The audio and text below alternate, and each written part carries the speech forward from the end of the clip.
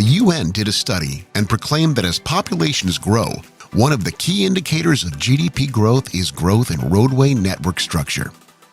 Because of all this road widening, new road building, and repairing of all roads, we are generating a lot of waste called Reclaimed Asphalt Pavement, or RAP. Over 750 million tons of RAP was reported to be created in the year 2020. Only about 20% of that was being reused in pavements, and that was as a low-value add filler in a mix. The rest, 80%, shipped off to landfills, and this is a key area that we need to focus on if we are to drive towards sustainability targets as an industry. By reusing the RAP, we will be able to reduce the amount of material resources we require from the environment. We will reduce the amounts of material that we are mining or we are drilling for in the case of oil. We need to learn to better use RAP materials for the constituents that compose roadways.